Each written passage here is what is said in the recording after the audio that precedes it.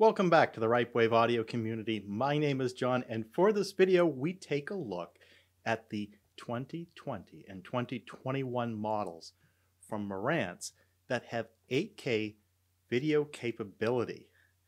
And if you saw a video from a couple of weeks ago where we looked at Denon, we have all the data for the Denon receiver, so why not also make this a compare against the other Sun United brand, Denon? And that's exactly what we're going to do. But we'll focus on the Marantz models, the AV 8805A, which is the only 2021 model, and is a processor, as well as the AV 7706 from 2020, and the receiver models, the SR series, the 8015, the 7015, the 6015, the 5015, as well as the slimlined NR 1711. Let's get into it. So Marantz, of course, has a special meaning to me because my dad has a Marantz 2275. It's gorgeous. And it was one of the most inspiring pieces of industrial design I haven't seen in my lifetime, with the beautiful blue lights and the silver finish and the nice heavy knobs. I really wish Marantz could come out with an iconic style like that. They try to come back with it with these porthole designs they've held on to now for the last decade. I think they can do better. Let's hope that they go forward with something a little more iconic than this porthole design. Of course, the porthole was intended to bring back some of the styling from years ago, but I think they latched on to the wrong generation. My personal opinion, I'm sure some of you just love this, and that's okay. But let's take a look at that. This is their flagship AV processor, the AV 8805A. And this is for all intents and purposes, a $5,000 unit. This is just a minor upgrade from the AV 8805, and which gives you the 8K capabilities. Puts the new video board in what was the 8805. This is the A. Pretty much they left this thing intact. They haven't made changes to it. We'll see as we get into it where this is falling a little behind in some other areas.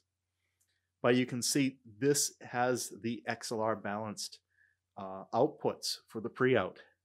And this is something you see on the processors from Marantz, which you don't see in Denon. We're going to do the comparison. Let's look now at the next model down, which is the receiver. This is the SR8015 from 2020. It's a $3,800 unit. And, it's interesting. They're both 15 channels of processing. But when you look at the amplification that the 8015 has, it's only on 11 of those channels. 2 are for the subwoofers, independently driven. And the other 2 that it processes will only output to an external amplifier. And the manual covers down the modes that you can configure those externally for. But these are pretty heavy duty inside, both this and the one before, with toroidal transformers, unlike Denon. They're toroidal. And this is interesting that the 8015 has this gold colored back on it. Not as easy to read as some of the other models. Of course, the 8805 had the gold tinge as well. So as we'll see go through these models, the rest of them aren't this gold color.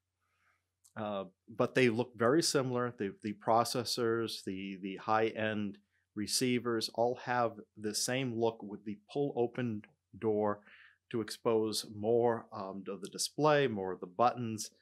If you don't have your remote handy and this is in the rack, you can get to some of the functions through that. And this is their design, and on these flagship models, and this is carried through down to the AV 7706.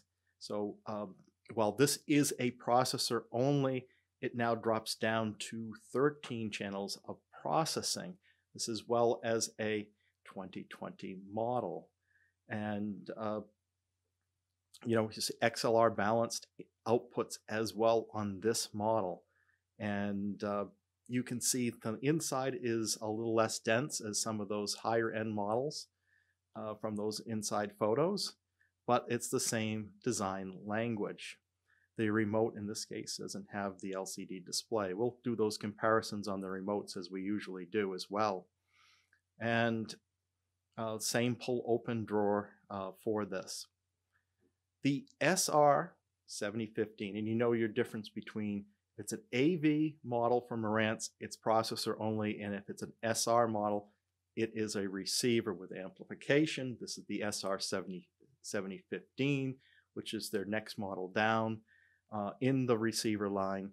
This is $2,800. And it's 11 channels of processing. And again, as you move down the line here, you lose channels of processing. Like the model above it, it has less processing than 11 channels of processing. That's 9 that are amplified, 2 subwoofers at 125 watts per channel on this. Of course, that's rated at 2 channels driven.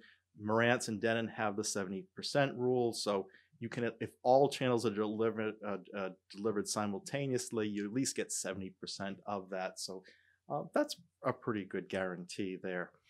And it gives you a sense for really how much power this can put out. So 7015 looks very similar like the 8015 and the other processor only models. Still the pull open door in the front for those extra extra user interface. Moving down, you have the SR6015, and this is as well 11 channels like the 7015, but it's a little more condensed cabinet here. The amplification goes down to 110 watts per channel, 2 channels driven. So that's how they save the cost there. This is a $2,000 unit. Then you have the door on this one is a little smaller. You don't have the display, and but it's still an open door for that. So 9 channels of amplification on this, the 6015. Moving to the next model, the 5015, we no longer have a door that opens up. It's a 9 channels of processing, 7 channels of amplification, 100 watts per channel into two channels. And this sells for $1,300. Again, it's a 2020 model, and it still has that same design language without that door opening up in the front. The final unit that Marantz has in their 8K lineup is the Slimline NR, I think it stands for Network Receiver, 7011. And this is just under $1,000, 7 channels, 50 watts per channels, 2 channels driven.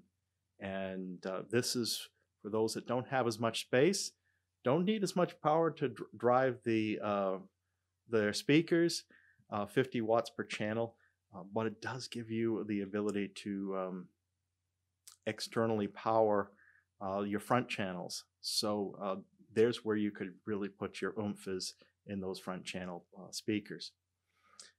So let's take a look at some comparison between Marantz and Denon, just looking at the front and rear and inside of these. And we'll start with the 2 processors from Marantz, the 8805A and the 7706, which Denon doesn't have equivalents for. But the same could be said about the Denon AVR X8500HA and the AVR A110, which are receivers that Marantz doesn't have equivalents for.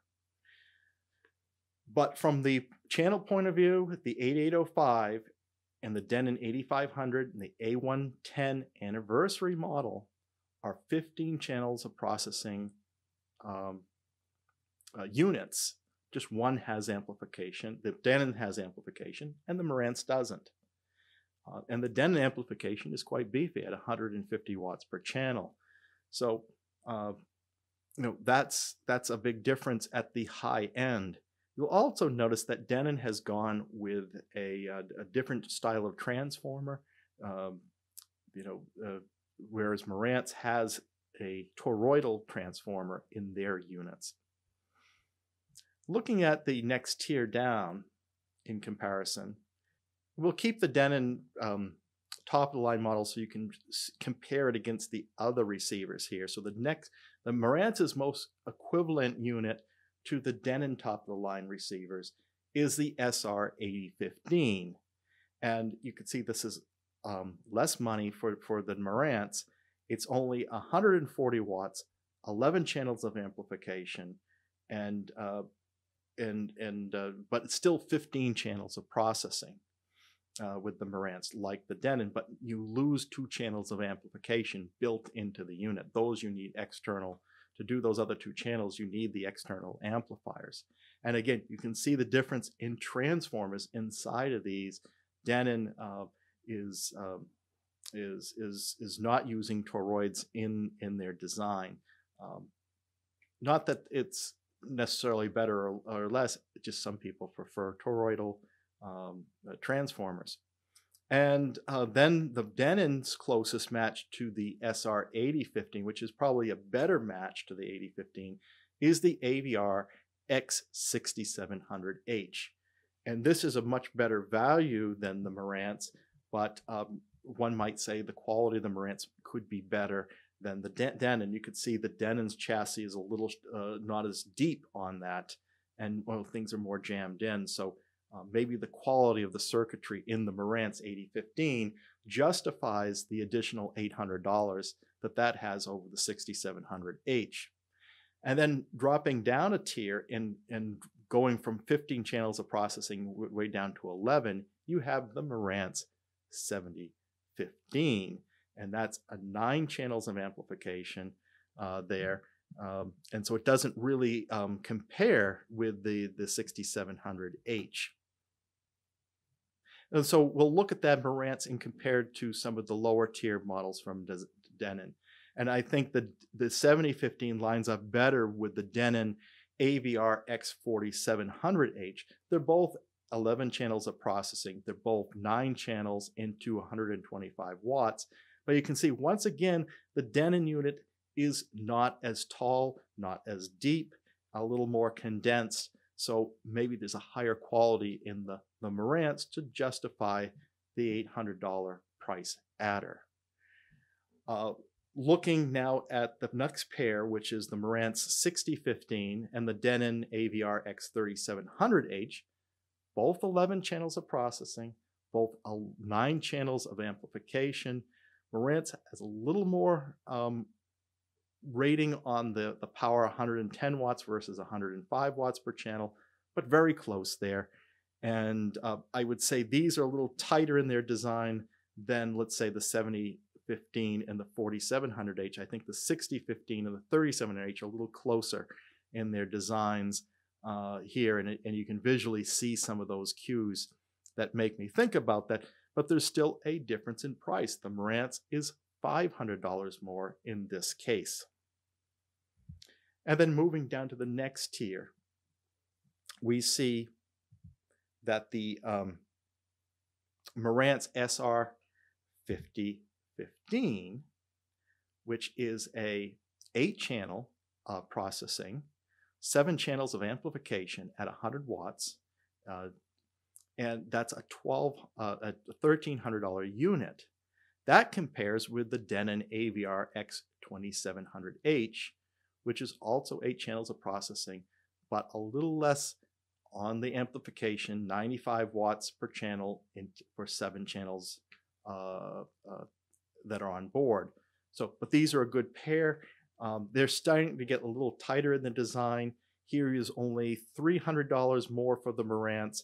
And then we've got the Denon AVR S960H, which doesn't really have a Marantz pairing. But if you want to save a little bit more, it's a little less of amplification at 90 watts times 7. Still 8 channels of processing, and so this one is $750. So this saves you $250 over the 2700H. And then Marantz has this slimline model that Denon doesn't have an equivalent for, which is the NR7011, and that's only 50 watts. So you can see how all these can compare against one another. Now let's take a look all these across in side by side. And here I've got the top of the line models on the far right, and as you move to the left, they go down. And we had to divide this over 2 pages of sheets because we have so many models we're looking at. Convention we're using here, if the box is gray, that's external power. If the box is orange, that means it has internal power for those speakers. And if the box is blue, then you have a choice of either height or rear surround there. Or in the case of a couple of the models, the 6700H and the X8500, the 6700H and the SR8015, that is a trade-off between front wides or an extra heights, give you 6 height speakers, and those will have to be externally powered. That's the gray box around the blue, kind of signifying that. So there's some convention there, but you can see here, as you move down the line, you lose processing, you lose internal power. You have to make some choices, and depending on the model, whether you're going to go more rear or more height or more wide speakers, and how you got those configuring there. But certainly the high-end models, a 9.2.4 configuration is beyond a lot of people can put together. The Denon X6700 and the SR801500 give you a lot of options for even up to 6 ceiling speakers, or height speakers, if you will, or front wide. So yeah, this really depicts all the options you have for these models. And we'll see here on the surround decoding formats, they all support Dolby Atmos, they all support DTS:X, and Denon and Marantz have that full complement for their higher end models, starting with the Denon 6700H, the SR8015, the X8500, and the AV8805, where you get DTS:X Pro and Aural 3D. Now the AV7706, the SR715, and the Denon X4700H all have Aural 3D, but they don't have DTS Pro. And then the rest of the models don't have Aural 3D, they don't have DTS:X Pro. And that we can even see downstream from what's on this page. They all have a 1/4-inch phono jack on the front. We love to see that. No 1/8-inch phono jacks on the front, please. And that's great to see. And we'll get into the networking stuff on a subsequent page. The interesting thing is they all have an AM/FM tuner, except for the high-end model. Marantz, where's the FM/AM tuner in the 8805? But you have to use an external tuner, which are hard to find nowadays. So we would like to see an AM/FM tuner in the 88, the flagship model. Denon's doing that. So yeah, that's those basic comparisons. Looking at the last 4 models that we have on the second page here, as you can see, it's got Dolby Atmos and DTS:X, but not Aural 3D or DTS:X Pro. And it's got all the other features that we pulled out before. Yeah, and now looking at the other extra formats that have IMAX Enhance is carried down for Denon and Marantz all the way down to about the $2,000 mark when they start to drop off with the SR6015 from Marantz, where there's no IMAX Enhance. All these models have IMAX, the Dolby Vision. They all have Odyssey on board for room calibration. No THX. You're only going to see that on Onkyo models. You won't see it on Denon, Marantz, or any other models. Only Onkyo has THX today. And then looking at the last 4 models, no IMAX, Dolby Vision, and Odyssey, and all of these no THX. Let's look at the I/O now. And as we get into this, we see that they have on the models, on this first page of them, Marantz and Denon, on their top models, all 7 inputs, all 3 outputs on HDMI. This is very good. They're all eARC across the board. So they're very consistent in a lot of areas with their designs. Sound United is. 2 coaxial digital inputs for the SPDIF, 2 optical, and so that gives you your digital inputs, although I think more devices are going HDMI, so you don't need that as often. No AES, EBU, we only see that in more expensive models from different companies. Pre-outs. With Marantz, you see something you don't see with Denon, and you have the XLR outputs on the AV processors. So the 8805 has a 15.2 outputs on XLR, and the AV 7706 has an 11.2 XLR output. The other difference you'll see is more of the Marantz models support a 7.1 input. This could be important if you're doing surround multi-channel decoding on an external source. Marantz brings that all the way down to the 6015. Great to see that. And Denon drops that off. As you get into it, the 6700H has no 7.1 input.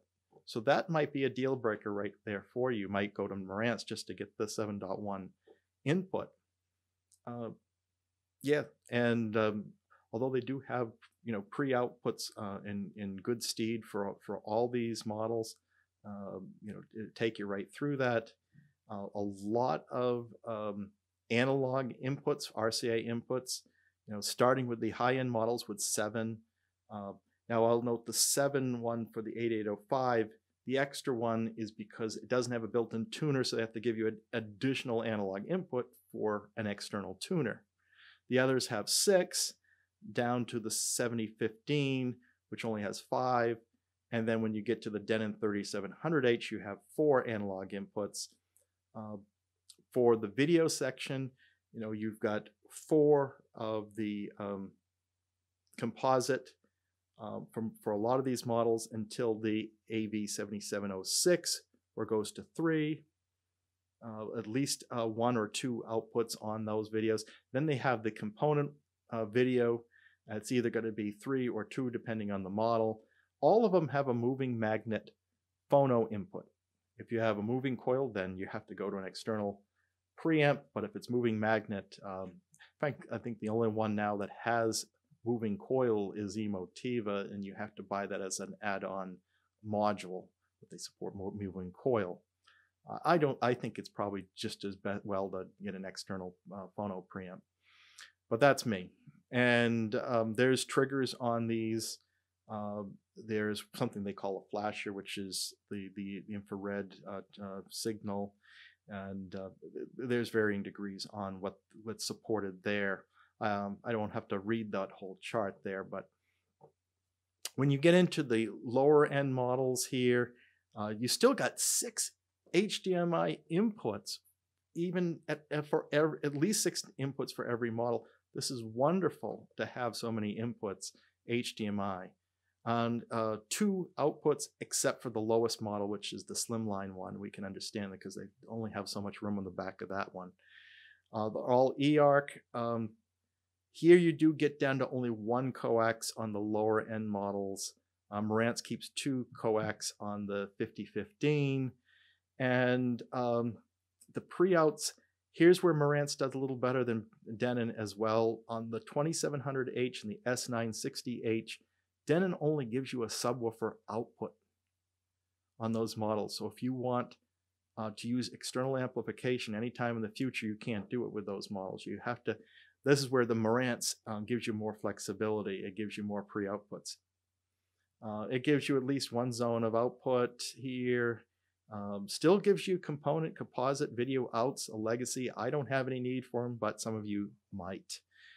Again, the moving magnet phono and some trigger, whether it's remote control, or infrared or what have you on those. So room for integration. Now, let's talk about DACs and our processor output. Now, as we said many times before, the DAC doesn't necessarily fully determine the sound quality output that you get from the final spec of the unit, but it does influence it. And there is a change on the upper models. I understand that Marantz as well as Denon have moved because of chip shortages from AKM, because of the fire in their factory, moved from AKM chips to ESS. So what was an AK 4490 is now an ES 9010. You hit a little bit of performance hit there, although you go onto the ASR website, they have a nice comparison between the 8805A, which is ESS based, against the AV8805, which is AKM based, and they didn't notice much of a difference. Now, it wasn't a rave review. It sits, you know, kind of in the middle tier of performance. But you know, from a spec point of view, those chips are not as well performing. But I will note that Marantz and Denon did not change the output specification. They rate these receivers or processors when they made the chip change. So it's still an ultimately output of 102 dBs at 0.008% total harmonic distortion for the Marantz models, which is slightly better than the Denon models, which is 0.05%. They're all 24-bit, 192K PCM decoding or DSD64 on those upper models. But here's where those upper models are falling behind. Everything downstream of the high-end X8500 Denon and the 8805 Marantz sports DSD 128 via the HDMI. So that's interesting. Whereas Denon they only go up to DSD 64. So if you're into DSD files, Marantz may be a better choice because it has native decoding for DSD 128, where Denon doesn't have it on any model. They keep these same output specifications all the way down to the Marantz SR6015 at 102 dB signal to noise and a 0.008 total harmonic distortion. So that's what you see there. And now the lower models, like the Marantz 7706 through the SR6015, those are still, as far as we know, they're still AKM chips. Correct me if I'm wrong, please, in the comments. I think they're still the AK4458, which is not quite as good as what they have in the upper models. But it doesn't affect their output specs anyways. We don't know what chips for sure are in the lower tier models. We suspect the Marantz ones are AKM, but these are at a signal to noise of 100 dB, just as the Denon ones were, at 0.08% total harmonic distortion, but they're still DSD 128, as with the upper models. For the Marantz, Denon's still locked at has a maximum of DSD 64. So that's what we see on the output and the DACs. Looking at the networking, these are all Ethernet. These are all support Wi-Fi. They all support Bluetooth. But you pay attention to Bluetooth because is it Bluetooth in or out? They all support Bluetooth sources like an iPod streaming to the receiver. The upper end models have yet to adopt output to Bluetooth speakers or Bluetooth headphones. So the X8500 from Denon or the AV8805 cannot support Bluetooth speakers, which is funny because even the lower end, the Bluetooth is supported for the output as well. Let's look at the video. So we already talked about the ins and outs of this. A little more detail on this. And what you'll find, and we covered this in the Denon, is only one channel on these boards. Well, they have 7 inputs. Only one channel is that full 2.1 specification with the 8K support. So it will do 120 hertz, and on 4K, it will do 60 hertz on 8K, but only for one of the inputs, not all the channels like some of the other brands that we see. So Denon Marantz, you're in the same boat. This is a decision they've made at this state of affairs for where the HDMI chips are. They all support HDR10, HDR10 Plus, Dolby Vision, and IMAX is supported down to the Denon X4700H. All eARC, as we said before, all HDCP 2.3. So this is a pretty good story, although we'd like to see 8K on all channels. When you go into the lower end, you do drop off the IMAX. There's no Hybrid Log Gamma or Rec 2020 advertised for any of these models. It must be a Denon Marantz thing. Next item we should talk about is if you had bought some of these models before May, or they have a serial number that's before 70,000, the trailing numbers, and you've got one of the models, the AV7706, the SR8015, 7015, 6015, 7015, or NR1715, you were impacted by some deficiencies in the HDMI chips that were in there. And so it has some bugs. Now, those bugs may not materialize if you're not using certain 8K sources, certain video game models, etc. So you may not care. But what if you have one of these models? Well, Marantz has some solutions, and we told everybody not to panic back last November when this was breaking. And they have a solution. There's a free option. You can get this little adapter box called the SPK 618 adapter. You can go onto the Marantz website, into this URL / Marantz website / HDMI adapter. You fill out a form, they send you one of these. They try to talk people out of it. You might still want to have one. The diagram here shows how you set it up to your 8K compatible game device. You put this kind of in between, you power it externally, and it plugs into the 8K input of your Marantz. The other option is if you don't want to have this external box, you can change out the HDMI board itself. This is an upgrade, but it's going to cost you $600. And if you want to do this, they give whole instructions on how to do it. It's the same for Marantz as it is for Denon. You purchase the upgrade. You receive a package in the mail. You ship the unit to them, and you package it up yourself. I should be clear, and you get it back, and it has the new upgrade. Let's look at control, and Denon Marantz are supporting the same features here for Alexa, Google, Siri, Josh, what have you. And this is no surprise because they all have the same HEOS operating system. So it's no surprise they're all supporting the same control support here. And it's the HEOS operating system is widely supported. You've even got the likes of Control Force, Savant, RTI, Creston, and others all supporting it.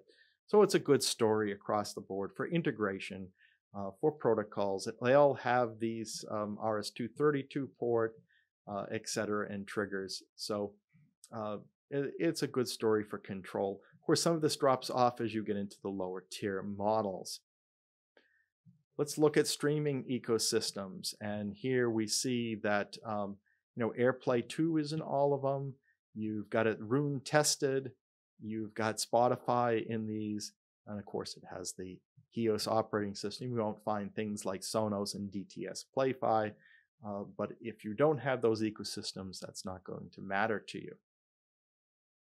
For internet streaming, it does all support Amazon Prime, Amazon Music via AirPlay 2, Deezer, Napster, Pandora, SoundCloud, Spotify, SiriusXM Radio, Tidal, and TuneIn. We don't see any support, even though they support Tidal, for MQA, and this was the same with Denon, YouTube Music, Qobuz, or Indaglio, whatever that is. I don't know about that one. Um, the remotes. Only the top models have a little LCD screen. I don't know quite how important that is, but I guess if your unit is tucked away in the back closet in a rack somewhere, maybe that's helpful, and you don't have the on-screen display running. But other than that, we see limited support for backlit on these remotes. They all look pretty similar. They carry the similar design all the way through the line, although you lose some buttons and features as you go along. And the most simple remote is as you expect on the cheapest unit. Looking at the dimensions, kind of as expected here, the more expensive models are heavier, big surprise. The Denon, of course, is the heaviest unit. Marantz doesn't have anything that quite weighs into that, but they don't have something with 13 channels of amplification at 150 watts either. So the heaviest model Marantz has is the SR8015 receiver, which is 38.8 pounds or 17.6 kilograms. It's interesting that the 8805, which has no amplifications, comes in close to that at 30.4 pounds or 13.8 kilograms. So it's definitely got a lot of heft in there with its power supply and components to get up to that weight. And you can see these things scale down in size, of course, use less power as they go along.